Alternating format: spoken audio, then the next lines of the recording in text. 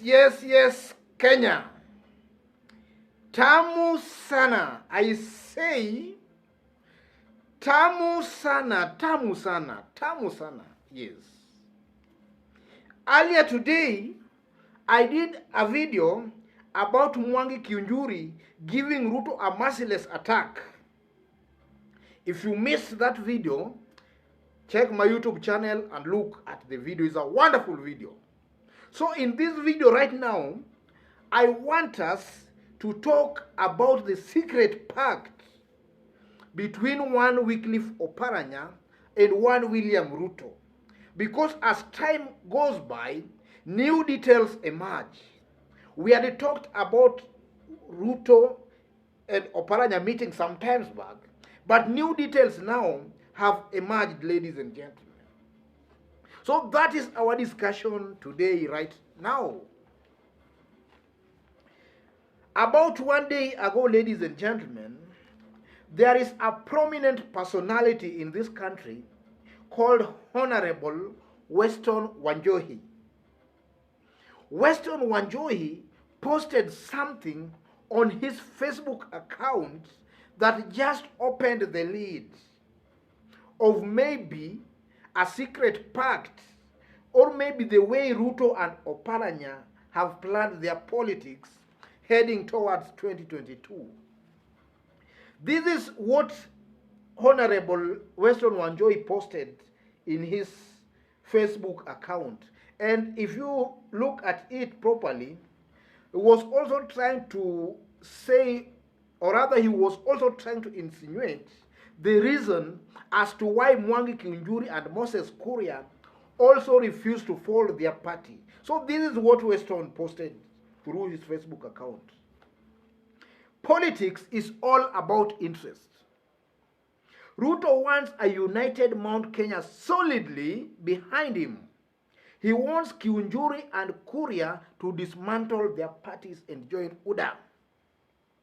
Kiunjuri and Kuria have refused. They skipped Ruto's Naivasha retreat deliberately. They suspect that Ruto will dump them and pick a running mate from Western Kenya. They know that Mount Kenya will dump Ruto immediately he settles on Oparanya.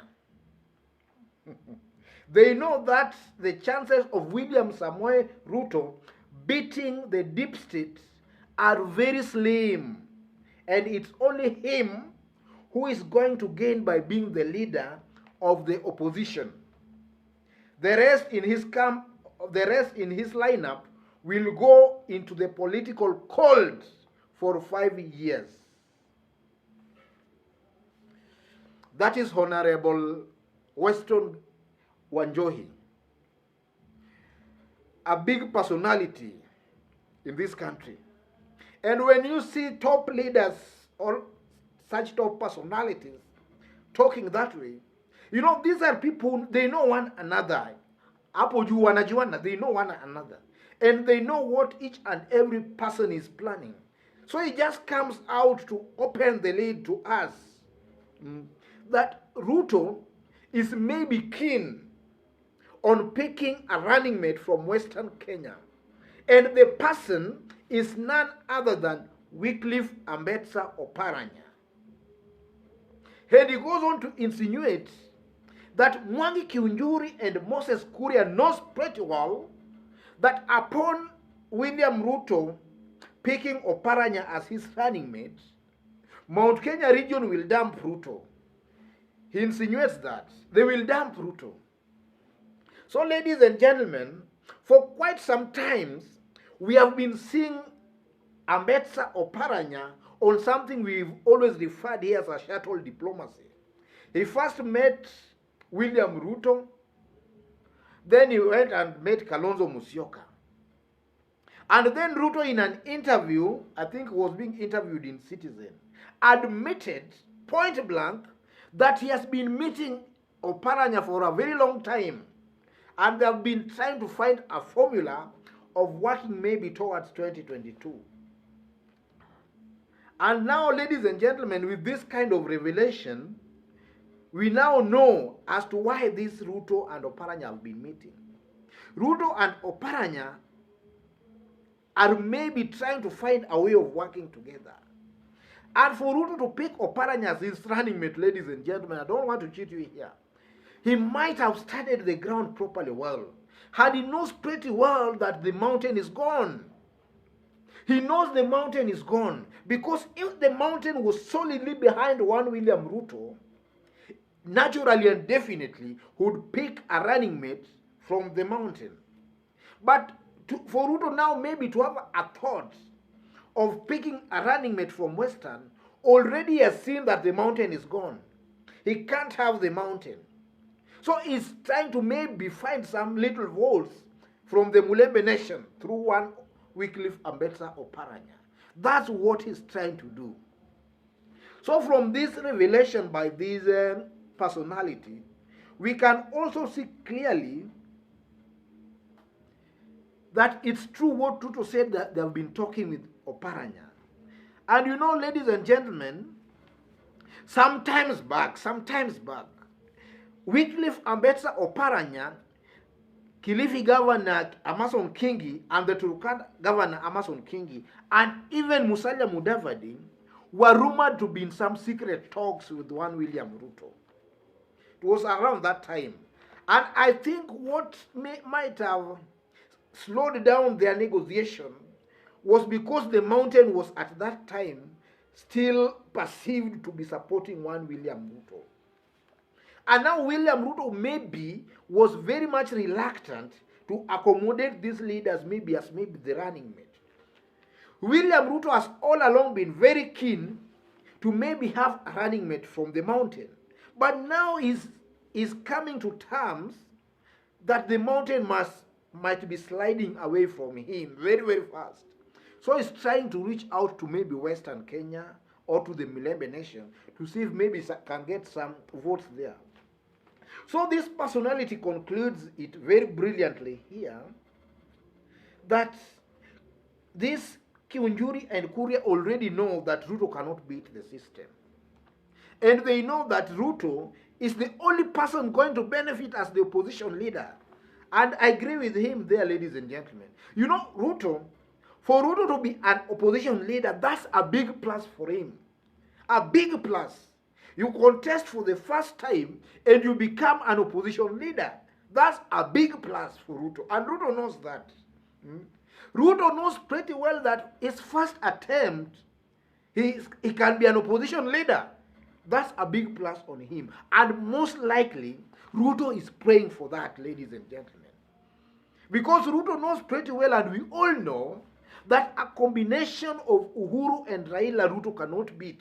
Even if he was to join forces with all Mudavadis, Kalonzo and all that, they cannot beat a combination of Uhuru and Raila. They cannot beat that combination.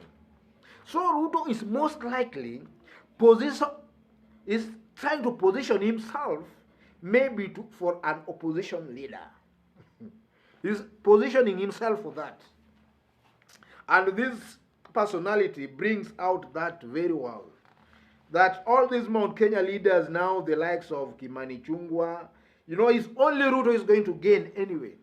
Because all this will be in the political call for 5 years. Ruto will be the opposition leader. And I think, should Ruto manage to be an opposition leader, then that's a big plus. A good start for him. Because in Kenya, we know the first time somebody contests, he never comes close to being an opposition leader. The first time Raila contested, he never became an opposition leader. The first time Mudavadi contested, he couldn't even manage his own backyard of Vihiga. Kalonzo tried it, could not manage.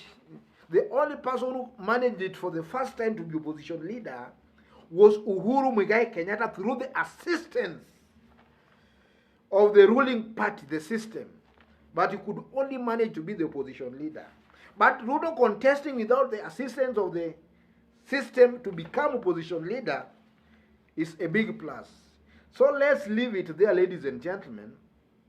We now know that Oparanya and Ruto might be working on some kind of a coalition or some kind of a political pact towards 2022.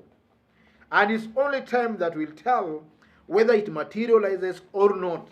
Because we also know that a day in Kenyan politics is like the biblical 1,000 years. So let me leave it there. If you bumped on this video for the very first time, tap on the subscription button and on the notification bell. If you are watching us from outside of Kenya, drop us a comment and let us know from which part you are watching us from. For those who may want my number, I've pinned it down on the comment section.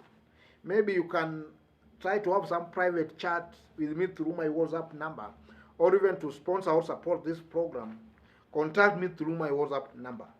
Otherwise, God bless you. God bless Kenya. Tamu sana, tamu sana.